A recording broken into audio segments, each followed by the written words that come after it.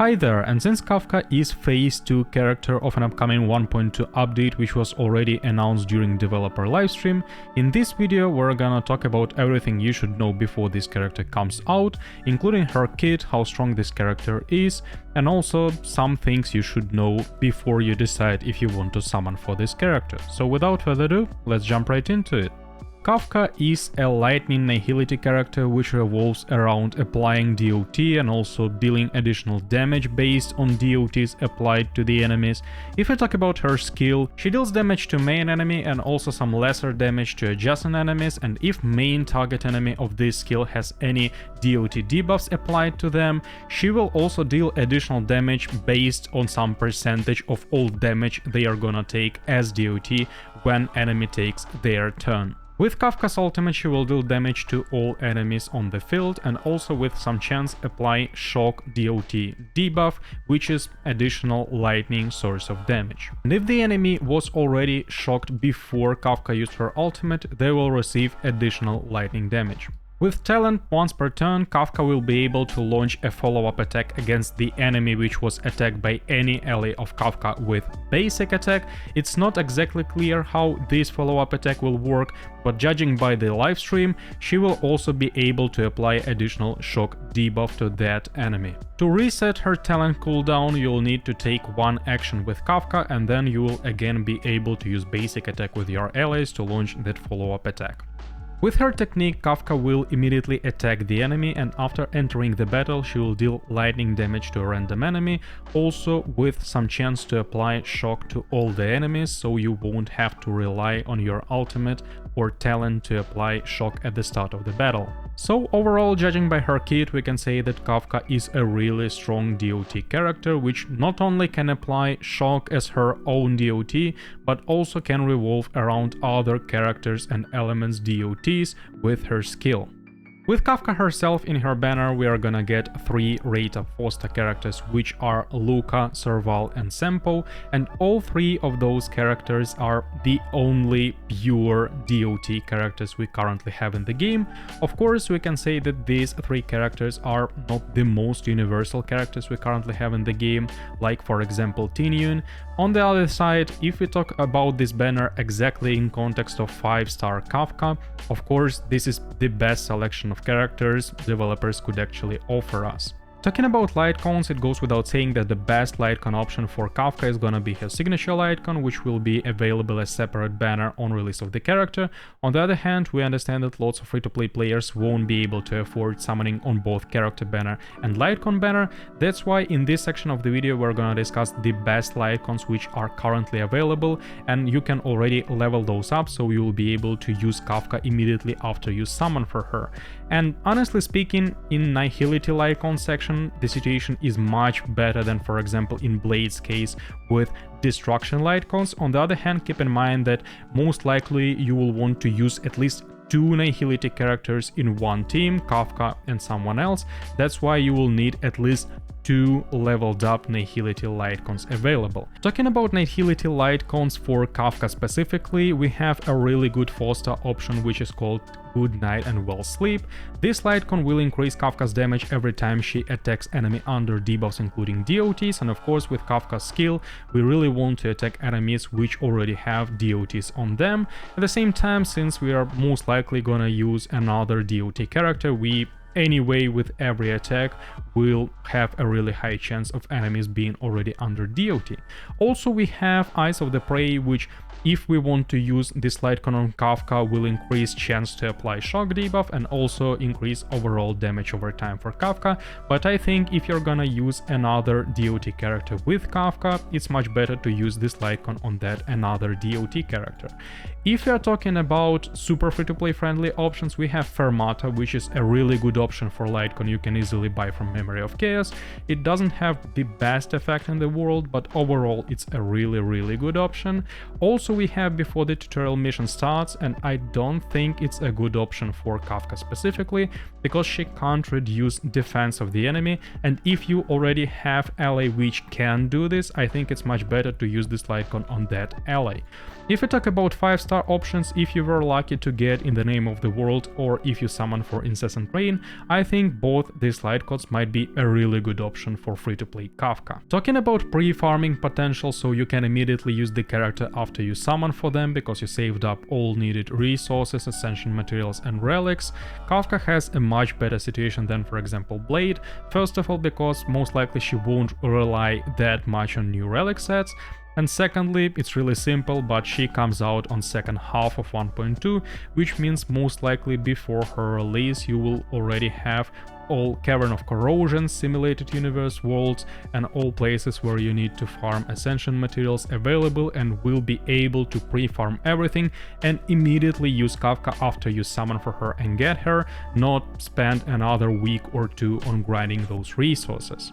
And now let's discuss why, to my opinion, Kafka is a really strong and valuable character, especially for free-to-plays, and how she can become a really long-lasting meta unit, which to some extent will even create meta around her. So first of all, let's discuss this style of dealing damage currently in the game, because usually in our team we have a strong straightforward DPS character like Silly or Genuine, which we usually call hyper carry, and then we build whole team around buffing this character or debuffing enemies so this character can deal even more damage. And while using this way of dealing damage, we can say that it's really simple to use, it's really interesting to see those big numbers, but overall we also can notice some flaws of this type of teams, because first of all, it's really hard to go through whole content, especially Memory of Chaos, with only one hyper carry on your account, and you anyway will have to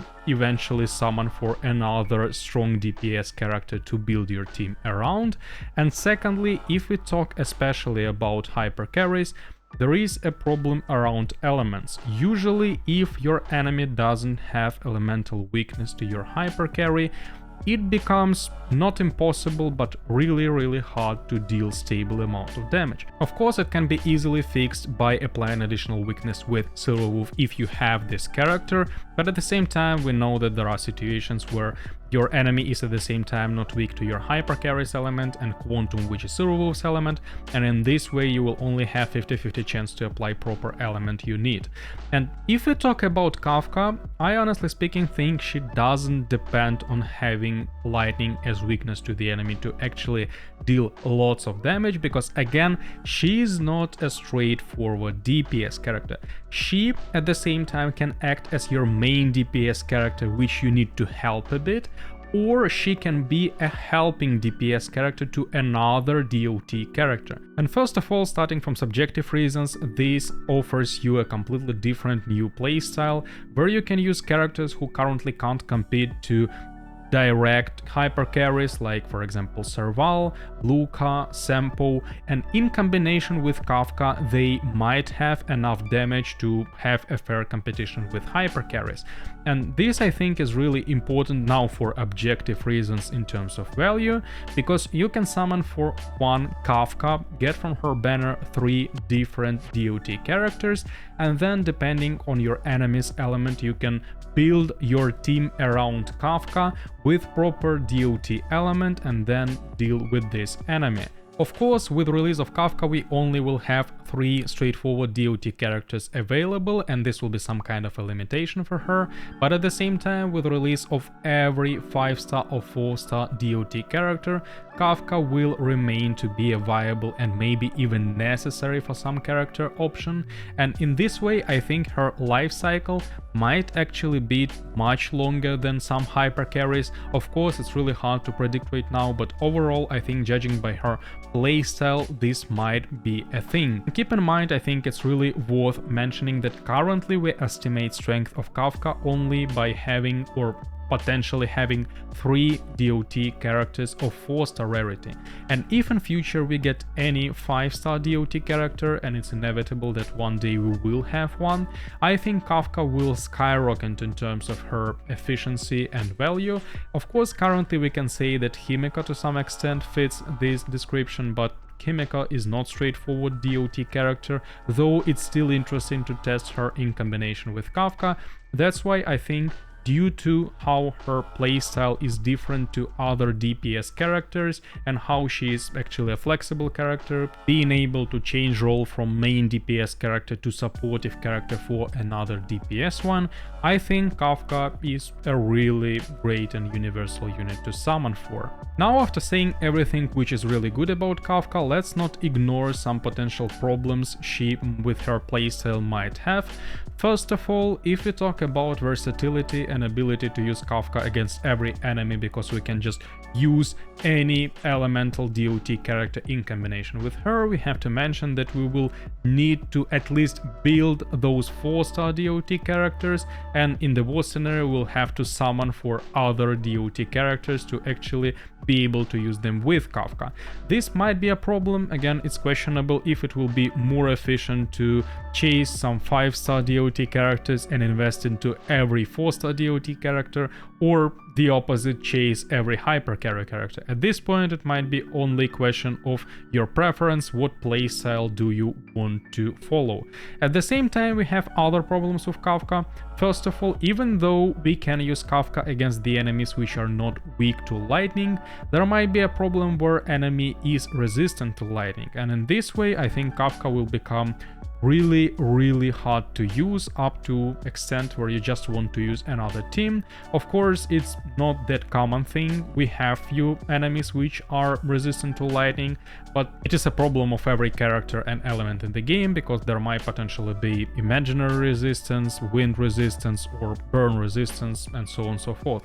At the same time, we have another concern which completely depends on will of developers, and we can't predict this, but in future developers potentially can increase resistance of enemies, so it will be much harder to apply those DOTs and much easier to rely on raw damage. Again, we can't predict this. If developers want to, they can do this, but we have to play around this and have to plan around this. That's why we have to mention this. Also, there might be some problems with skill point usage in those DOT teams, since we at the same time have DOT character which most likely will usually want to use their skill every action, and also we'll have Kafka which also wants to use her skill, since it deals much more damage than regular base attack.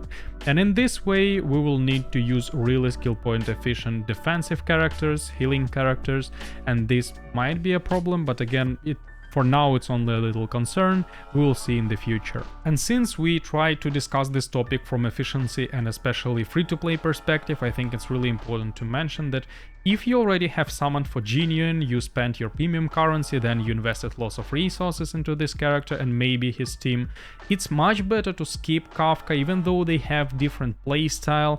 They of course feel different in terms of what teams you need and everything, but overall roughly they feel almost the same role, and it's much better to diversify your elements of DPS characters and maybe find some alternative, summon for some imaginary or maybe ice destruction character if they will release in future, not summon for 2 lightning DPS characters with different playstyle. And finally, let's say a few words about waifu factor, because I know it's much more important than efficiency for lots of people. First of all, if you simply enjoy Kafka, you don't have to find any excuses for summoning her or for skipping her either.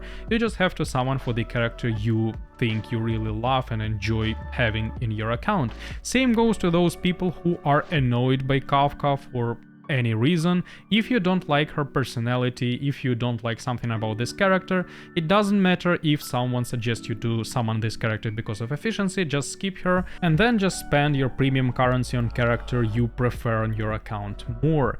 And that's actually it. I wish you luck if you're summoning on either Blade or Kafka, or maybe both of them.